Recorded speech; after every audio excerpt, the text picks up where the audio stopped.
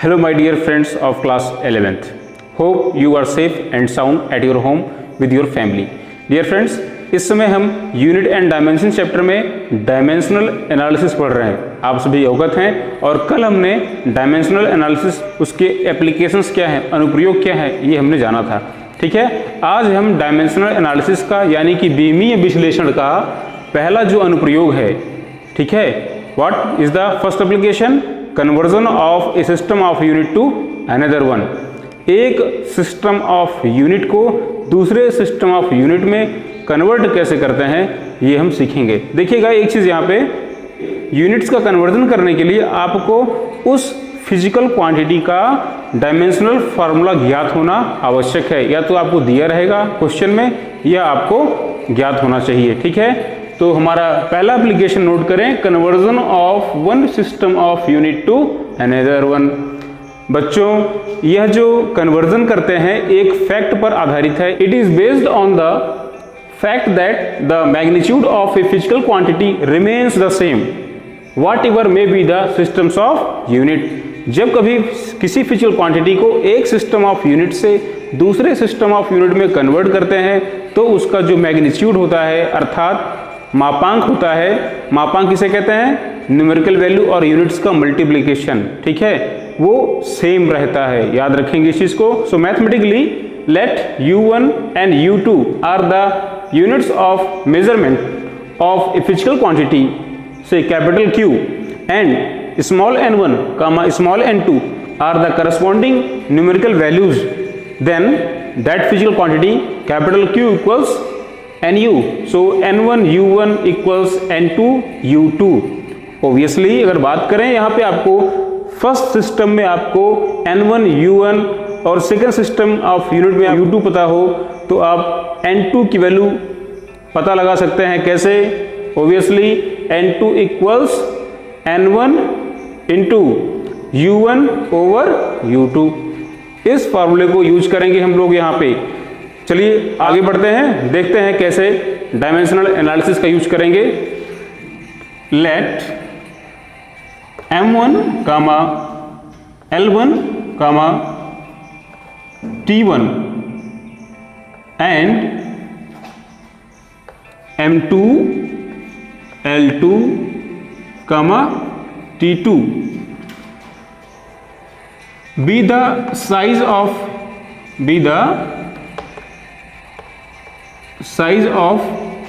fundamental units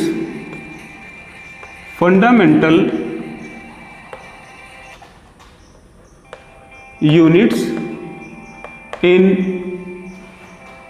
given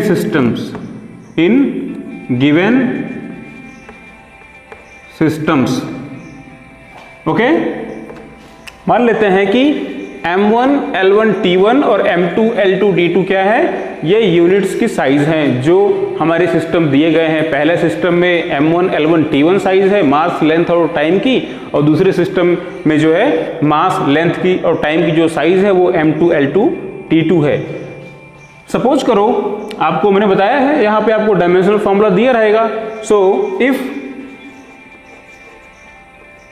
m raised power a, l raised power b, t raised power c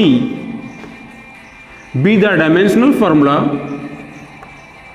be the dimensional of quantity q,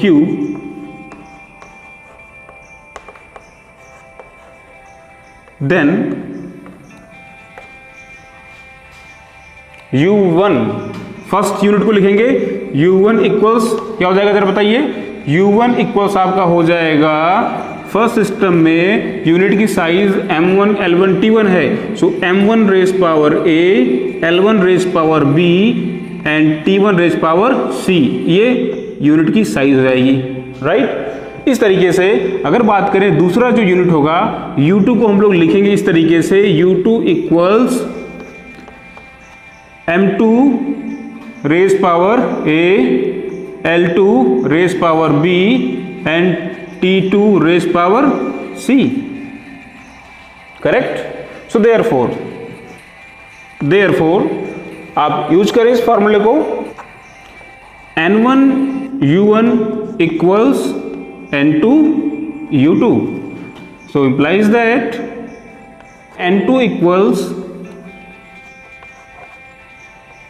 N1 into U1 upon U2. Therefore N2 equals N1 into U1 की value कितनी है इसको note करें, M1 raise power A, L1 raise power B, T1 raise power C upon U2. U2 equals M2 raise power A, L2 raise power B, T2 raise power C. अब क्या करेंगे, देखिए power जो same है तो base को bracket में कर लेंगे.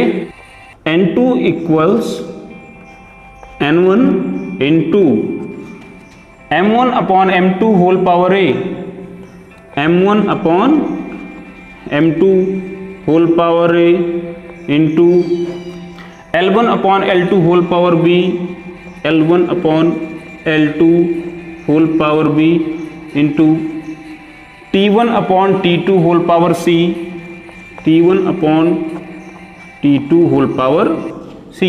इस तरीके से हम जो है सेकेंड सिस्टम ऑफ यूनिट में न्यूमेरिकल वैल्यू N2 को पता लगा सकते हैं. ठीक है, नोट कर लें. अभी हम इस पर एक क्वेश्चन को सॉल्व तुरंत करेंगे जिससे आपको और भी स्पष्ट हो जाएगा. ठीक है, नोट करें. आगे बढ़ते हैं, हम लोग इस पर एक क्वेश्चन को सॉल्व करेंगे. ठीक है, इस फॉर्मूले पर हम एक क्वेश्चन को सॉल्व करेंगे. देखेंगे हमारा, देखिए पहला प्रॉब्लम क्या है, कन्वर्ट 1 जूल इनटू अर्ग. 1 जूल अर्ग में कन्वर्ट करना है. आप सभी को पता होना चाहिए कि जूल जो है वो एनर्जी की एसआई यूनिट है, जबकि अर्ग क्या है, वो एनर्जी की सीजीएस सिस्टम यूनिट है.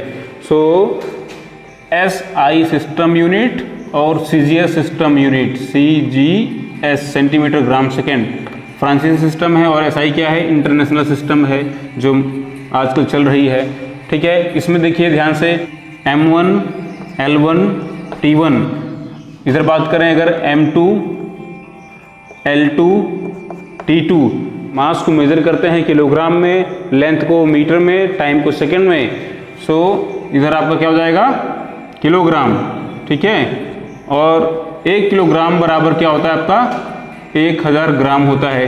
उसी तरीके से अगर बात करें, लेंथ को मेजर करते हैं हम लोग एसआई में, मीटर में, और 1 मीटर इक्वल्स होता है आपका 100 सेंटीमीटर. और टाइम को मेजर करते हैं हम लोग इसमें सेकंड में. ठीक है, सेकंड में, और 1 सेकंड में 1 ही सेकंड होता है. वो किसी भी सिस्टम ऑफ यूनिट में टाइम को सेकंड में ही मेजर करते हैं. तो इधर देखेंगे, इसमें देखिए आपका ग्राम होता है, और इसमें क्या होता है आपका, लेंथ को मेजर करते हैं सेंटीमीटर में. वहीं अगर बात करें टाइम को मेजर करते हैं किसमें, सेकंड में. इस तरीके से ये जो है साइज ऑफ द यूनिट्स हो गई. चलिए देखेंगे फर्स्ट सिस्टम ऑफ यूनिट में अगर बात करें, न्यूमेरिकल वैल्यू की वैल्यू कितनी है, 1. कितना जूल है, 1 जूल है. ठीक है, इसको अर्ग में कन्वर्ट करना है, तो अर्ग में कितना आएगा, N2. ये हमें पता लगाना है, question mark. You know the dimensional formula of the energy. ठीक है, ये नोट करेंगे,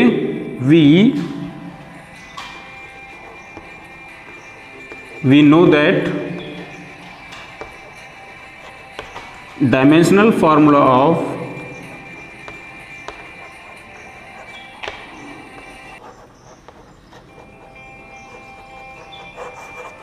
energy